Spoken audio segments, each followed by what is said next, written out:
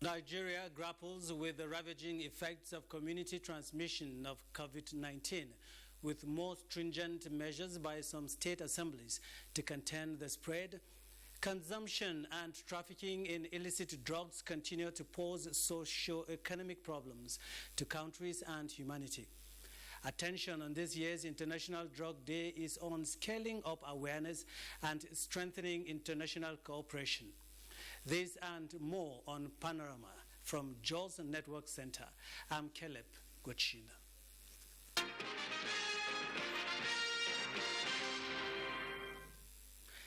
The National Executive Council of the governing All Progressives Congress has approved the dissolution of the party's National Working Committee.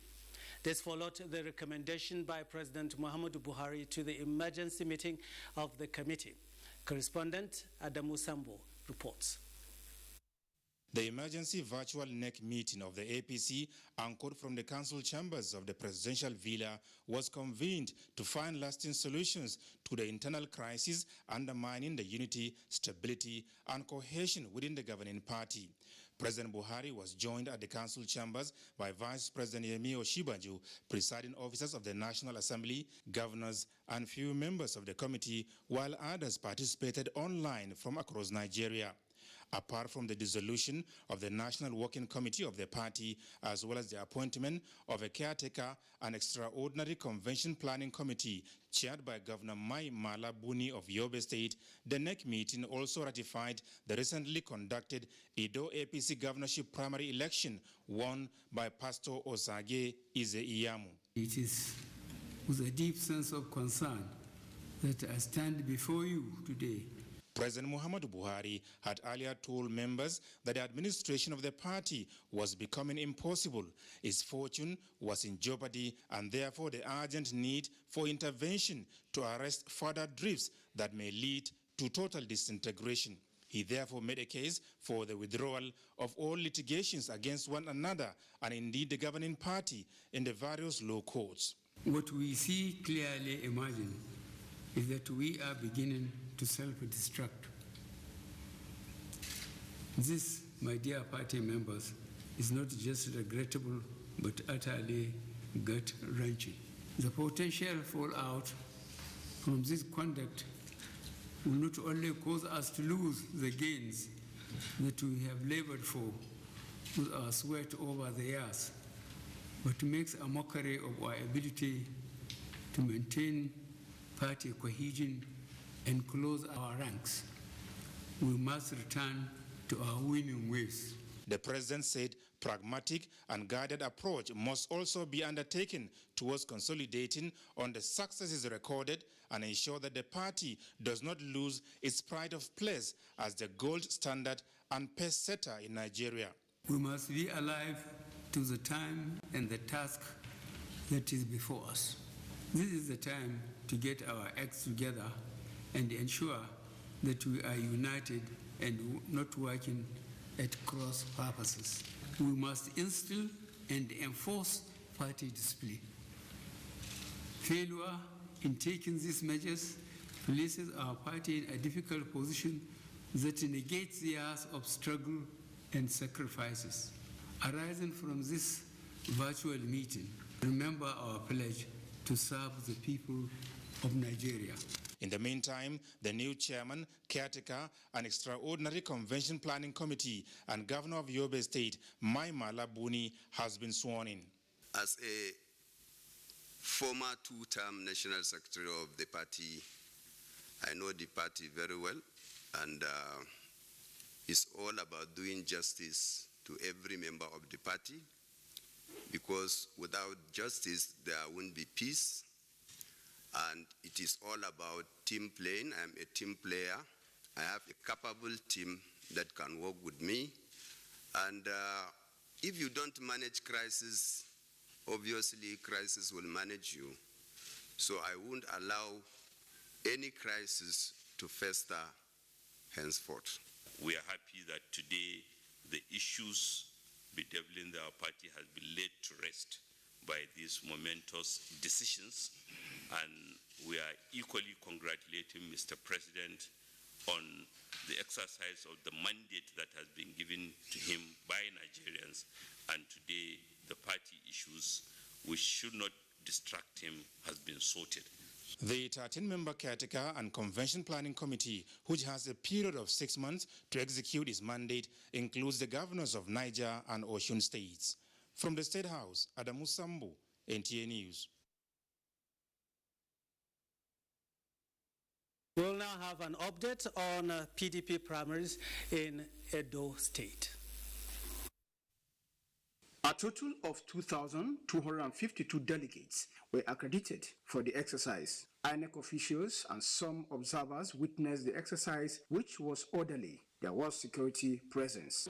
The process is seamless and it's going very well. Everything went well, beautiful, and I'm so happy. You can say that it's completely hitch-free.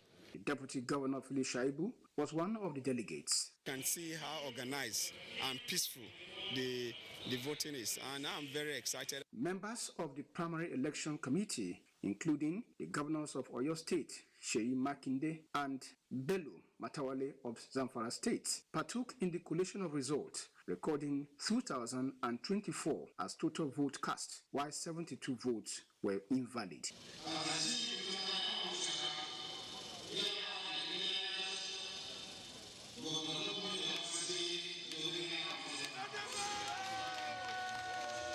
Governor Baseki sees the outcome of the exercise as divine. At this point in time, there's the best interest of Edo for me to continue with the work we're doing. Let's now use this opportunity to fast-track the reforms we started. With this development, Obaseki will now contest with Osage Ize-Iyamo of the APC and other candidates in the remaining 13 parties. In Benin, good luck in Aini. NTA News. To improve their understanding of the world drug problem and foster greater international cooperation for countering its impact on health, governance and society is the focus for this year's International Day Against Drug Abuse and Illicit Trafficking. Ashezi Gopep reports that the theme for this year is Better Knowledge for Better Care. Substance abuse and the illicit trafficking of drugs has been threatening the socio-economic development of many nations, including Nigeria, in view of the growing danger and the deterioration of the quality of life of victims. The General Assembly at the United Nations in December 1987 designated 26th June to be celebrated as International Day Against Drug Abuse and Illicit Trafficking. The day is to raise awareness on the major problems that illicit drugs represent in the society, as well as create a society free of drugs. Young age is the age in which a person is most likely to start using the psychoactive substances, and because they are active, because they are more daring and more risk-taking, they are more likely to use the psychoactive substance. But there are people who have started using psychoactive substances even in their old age, depending on what the problem is. And in the past, it used to be said that males are more at risk than females, but right now, amongst female, even the use of psychoactive substances is really increasing, so everybody is at risk. What pushed the youth into drug addiction? They want to belong to a society, and some of them, they want to be high. Particularly those of them that love music, you discover that they will go and take some of these drugs so that they will perform very well on stage. Instead for them to feel shy, you will discover that they will take the drugs so that they will perform very well. And some of them, because of criminal indulgences, they want to go into criminal activities. They will take these drugs in order to boost their morals, that they will not fear anybody. They go into it. And some of them, the drugs are into various categories. Some of them, they take the drugs so that it will make them to calm down. Some of them, it makes them to be hyperactive. Drug addiction And illicit trafficking is a major deterrent to humanity and a poison to the well-being of the youth in particular, which poses greater problems to the socio-economic and political stability of a nation. There are a lot of restrictions on some prescription drugs and whatever, but the enforcement of such laws are still way behind. So these drugs are still available. People can go and buy them.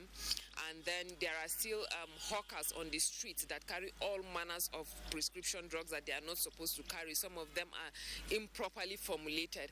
Now, if government would be able to, cut them, there should be some form of enforcement where these people can be arrested and prosecuted, to reduce the amount of the availability of the drugs on. We have in the studio a professor of psychiatry, University of Jos, and director, Quintessential Healthcare Center here in Jos, Dr. Moses Audu. You're welcome, Panorama, sir. Thank you very much. Okay. We've gone through that report and the theme for this year. Would you just tell us what it means and how will this measure impact positively on the fight against drug abuse? Yes, there's a need for international collaboration because no nation can actually fight this illicit trafficking and then the substance use or substance disorder alone. And again, people need to be aware of the problem so that they can take steps to mitigate them. You are dealing with people who are actually well organized. The drug lords are well organized. They are very rich. They can compromise the security of nations, and they indulge in criminal activities. And there are people who continuously devise new means of beating the system, and they think, way ahead of even governments. So it is something that is organized and is complex, and it goes across all nations of the world. So without this international collaboration, you can't fight it alone, because if you don't produce this in your country, some other people produce in other countries and then traffic it to your own country. So it's a very complex problem. So all hands must be on deck, and all countries must come out and team up together to fight this menace. Again, there should be awareness, because some nations don't give particular attention to the drug abuse, and you find that they don't even allocate so much budget and they don't fight it much. But these things can destroy nations. You can't develop when you have rampant cases of drug use and then your young population is being decimated or is being corrupted by substance use. So, that's why this team is very, very relevant and pertinent at this moment. Okay, recently there has been some upsurge in cases of rape, and we've seen people protest, we've seen people come out to say no to that. What is the relationship between these illicit drugs, and rape? Yeah, the relationship is not as simple as people think. For anyone to indulge in drug use, there are so many factors. There are individual factors, and there are also social-cultural factors. There are biological factors, there are social factors, there are psychological factors that are involved. Nobody just wakes up and begins to abuse drugs. So you look at and usually drug use is very common among the poor and people who maybe have high risk. For instance, those who have family history of drug use, those who are mentally ill, the young ones, and where there is no proper enforcement of law and order, where there are no proper policies, regulating the use of these substances, then they thrive. But individuals who also rape are people who might not be very sound, mentally. There's some problem. If you have to rape, then it means that something is amiss, something has gone wrong. And usually they use drugs, and these drugs, help in the facilitation of release of aggressive impulses. Once they take drugs, for instance, alcohol, whatever drugs they use, they help them to release all their aggressive impulses. And actually, rape is an act of aggression. It might be criminal, but it's also an act of aggression. And they need these drugs to mar, their judgment. And once they take them, they don't think about the consequences, and they are not inhibited anymore, so they can go ahead and rape and do whatever they want to do. So there's a strong relationship, but the relationship is a very complex one. The same thing that makes them go into drug use is the same, similar factors that make them go into rape. So there's a symbiotic relationship between these two. So how do you think Nigeria as a country can handle this? Yes, Nigeria as a country can handle it in many ways. First of all, the country has to do a lot to prevent, drug use in the supply of drugs, and then work hard, to reduce the demand of drugs, and also treat those who are already using drugs. The country also has to be able to decriminalize the use of drugs so that many people who are already using drugs can actually access treatment. So, and then there must be enabling laws and policies and enforce them so that when people engage in such things, we are able to apprehend them, we are able to prosecute them properly. But we also, I said it's a very complex thing. The government must also provide the basic needs for the society, because when people are able to meet their needs, they have their basic needs, food, shelter, and clothing, they're able to go to school, and they educate themselves, and then they thrive economically, then you find that the issue of substance use is drastically reduced. Then when you enforce law and order and educate them, then you find that fewer people will go into the use of these drugs, not even to think of going to rape. And when people go to school and they're educated and they have all the skills, the life skills inculcated in them to be able to live better lives, they will not be thinking about going to rape. But in a society where laws are not enforced, where laws are rampant, and people can actually, maybe even when they're engaged in rape, they bribe their way out, and then it's something like a shameful thing for you to even come out and say, I have been raped. When you have such things, then you find that the issue of drug and rape will continue. Okay. Doctor, I'm curious here. Just share with us your experience briefly on the issue of rehabilitation.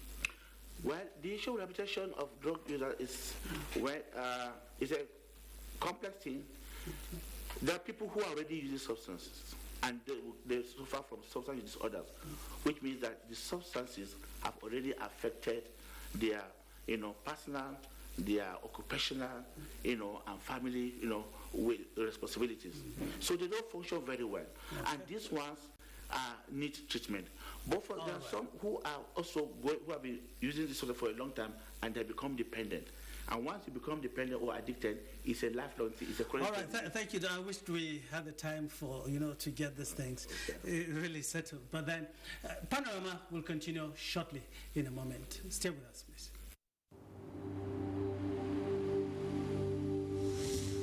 For now, the best and most efficient way to avoid getting infected is through regular hygienic and sanitary practices, as well as social distancing. As individuals, we remain the greatest weapon to fight this pandemic. By washing our hands regularly with clean water and soap, disinfecting frequently used surfaces and areas, coughing into a tissue or elbow, and strictly adhering to infection prevention control measures in health facilities, we can contain this virus.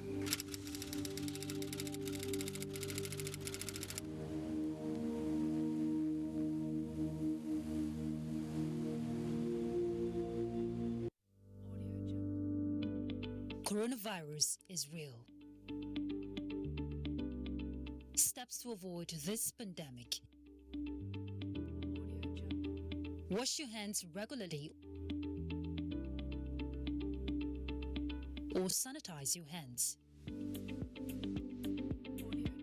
Keep social and physical distancing.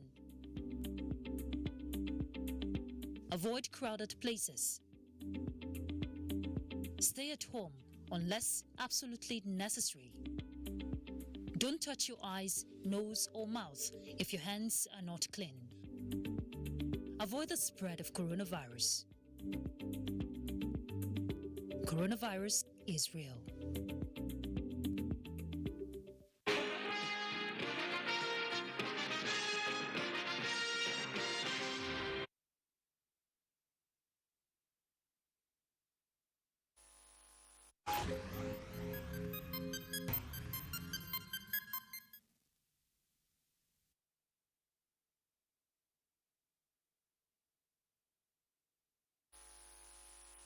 The Nigeria Center for Disease Control, NCDC, has announced 594 new cases of COVID-19 in Nigeria, taking the total number of cases to 22,614, 159 cases in Lagos, 106 in Delta, 44 in Ondo, 34 in each of FCT and Edo, while Oyo and Kaduna have 33 each.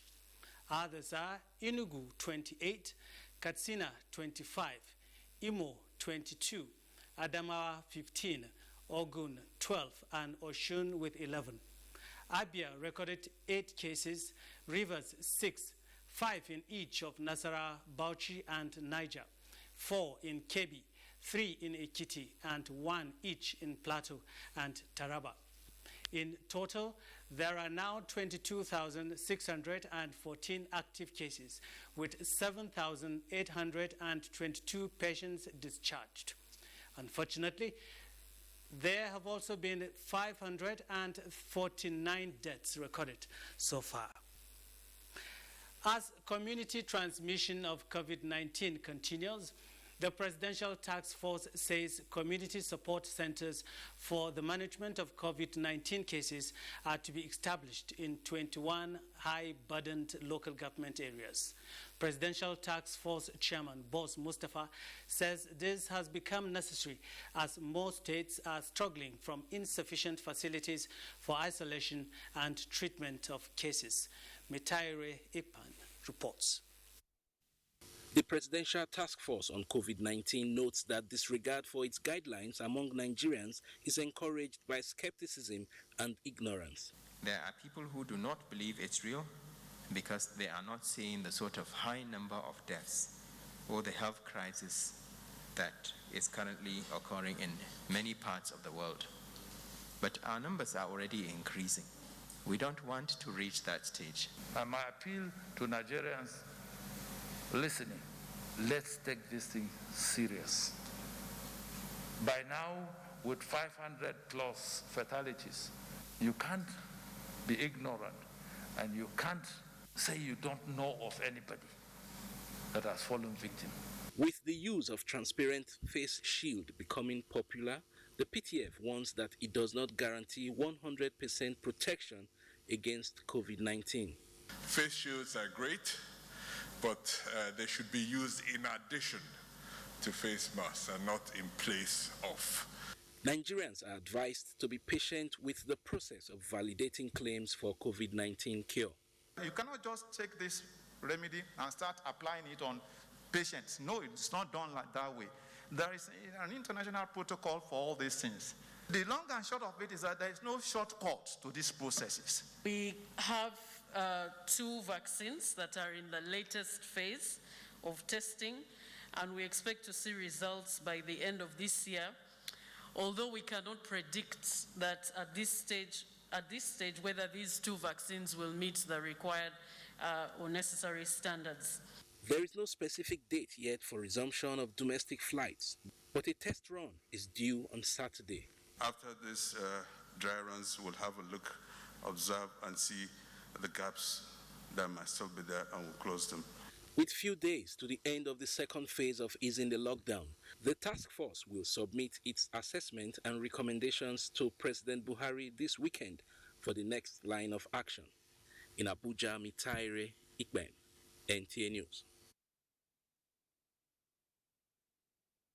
The story of insecurity in Nigeria has been told severally, with each day unveiling a new chapter of challenges begging for solutions. As efforts are being intensified to change the narrative, Plateau State is doing this by keying into the efforts of the Inspector General of Police towards repositioning community policing. The report. The caliber of personalities here underscores the importance of the event, even as the issue of insecurity has continued to be the concern of all. Commissioner of Police, Plateau State Command, Edward Ebuka, emphasized the need for everyone to rise against perpetrators of evil in the society.